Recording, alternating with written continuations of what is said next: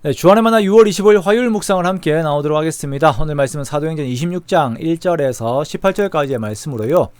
바울의 변론이라고 하는 제목으로 함께 묵상을 나오도록 하겠습니다. 오늘은 이제 6월 25일이네요. 이제 한국 전쟁 6.25 전쟁이 일어났었던 것을 다시 한번 기억을 하게 되는 그런 날입니다.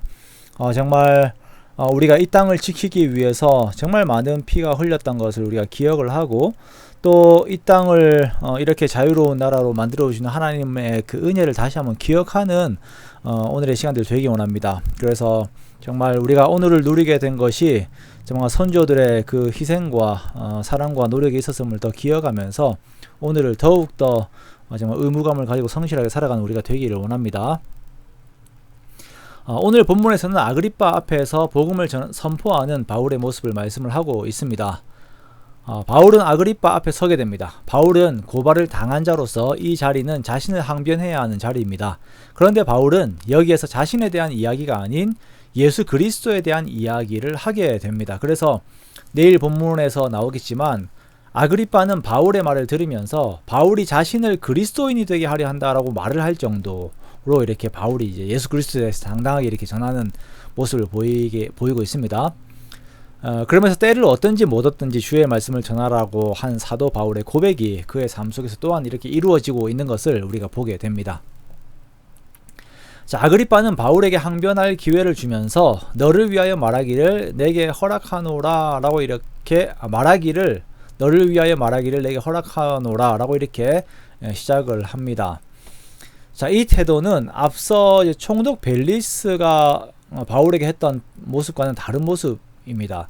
벨릭스는요, 다른 말이 없이 아주 교만하게 이렇게 고개만 까딱 하였습니다. 그런데 아그리빠는 바울에게 보이는 태도가 좀 달라요. 이것이 그의 본 성품인지 아니면 바울에 대한 소식을 미리 알고 있어서 그런 것인지 정확하게는 모르겠지만 아그리빠는 조금 더 예의가 있는 모습으로 바울을 대합니다. 자, 그러자 바울의 태도 역시 아그리빠에 대한 존중의 태도를 보입니다. 아그리빠 왕이여 유대인이 고발하는 모든 일을 오늘 당신 앞에서 변명하게 된 것을 다행히 여기나이다. 특히 당신이 유대인의 모든 풍속과 문제를 아심이니이다. 그러므로 내 말을 너그러이 들으시기를 바라나이다. 라고 시작을 하지요. 자, 이것은 바울 자신의 말임과 동시에 앞으로 바울로 하여금 말을 하게 하시는 성령님의 말씀이었습니다. 자, 우리는 이제 세상에 살면서 마땅히 가져야 하는 타인에 대한 존중의 태도를 다시 한번 보게 됩니다. 우리가 어떠한 자리에 있든지 어떠한 상황에 있든지 사람을 존중하는 태도를 항상 가지는 우리가 되어야 할 것입니다. 간증이라고 하는 것은 예수를 믿기 전에 나의 모습, 그리고 예수를 믿게 된 계기, 그리고 예수를 믿은 후의 변화된 나의 모습에 대한 내용을 담고 있는 것이 간증입니다. 자, 그러면서 바울은 이 내용들을 충실하게 이야기를 하고 있는데요.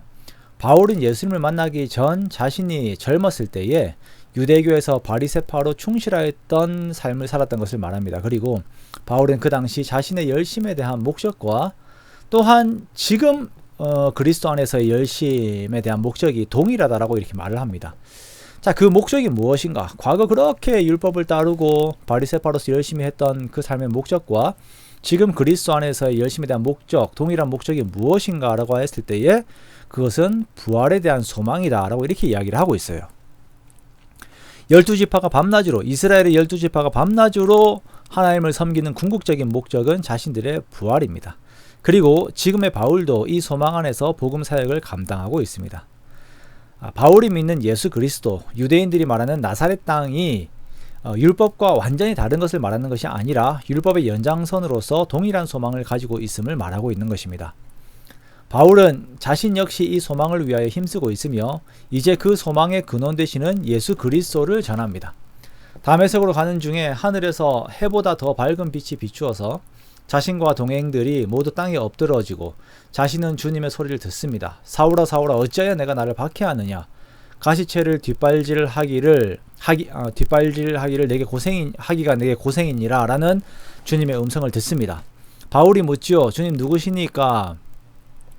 주께서 이르시되 나는 내가 박해하는 예수라 라고 말씀하십니다. 그리고 계속 말씀하시기를 일어나 너의 발로 서라. 내게 나타난 것은 곧 내가 나를 본 일과 장차 내가 내게 나타날 일에 너로 종과 증인을 삼으려 함이니 이스라엘과 이방인들에게서 내가 너를 구원하여 그들에게 보내어 그 눈을 뜨게 하여 어둠에서 빛으로 사탄의 권세에서 하나님께로 돌아오게 하고 죄사함과 나를 믿어 거룩하게 된 무리 가운데서 기업을 얻게 하리라 하더이다 라고 자신이 예수님을 만난 그 사건을 증언을 합니다.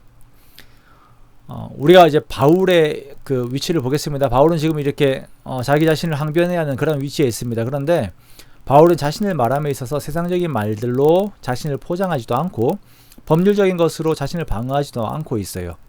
자신에게 일어난 그대로 예수님에 대한 것을 아그리빠에게 전합니다. 그리고 나머지는 아그리빠에게 맡기는 것이죠. 자신이 어떻게 보일까 하는 것은 그리 중요하지가 않습니다. 바울의 관심은 아그리빠에게 전해질 예수 그리스도입니다. 우리가 바울의 변론 그리고 그가 살았던 인생의 속성들을 이제 들으면서 정말 그리스도에 대한 확신이 담겨있는 바울의 모습을 보게 됩니다. 그리스도에 대한 확신은 부활의 소망이 기다리고 있는 그들의 그의 삶을 바라보는 정확한 눈을 말하는 것이죠. 자기가 인생을 바라볼 때도 그냥 뭐 세상이 말하는 대로 바라보는 것이 아니라 정말 내가 예수 그리스도 안에서 부활의 소망을 가지고 있다. 그 소망 때문에 내가 오늘 열심히 이렇게 살아간다. 과거에는 동일한 소망이었지만 잘못된 방향이 열심히 있었고 지금은 정확한 방향을 가지고 있으면서 부활에 대한 소망을 가지고 있다. 그 열심을 가지고 있다라고 이렇게 고백을 하고 있는 것입니다. 정말 우리가 이러한 소망의 삶을 살기 원합니다. 우리의 인생의 끝에 어떤 낭망, 죽음, 허망이 있는 것이 아니라 예수 그리스도와 부활하는 그 부활의 소망이 있음을 우리가 고백하면서 하루하루를 예수 그리스도 안에 사는 우리가 되기 원합니다. 그러면서 그 삶 속에서 그리스도를 전하는 우리들의 삶들이 되기 원해요. 우리의 삶에서 그리스도를 순전히 알아가고 우리의 삶에서 그리스도를 순전하게 전하고 그렇게 그리스도를 누리는 우리가 되기 원합니다. 이제 또 이번 한 주 그리스도를 더욱더 알아가면서 전하는 우리가 되기 원하고요. 부활의 약속을 이미 받은 자의 열정적이고 거룩한 삶을 살아가는 저와 여러분의 복된 삶들이 되시기를 주님의 이름으로 축원합니다.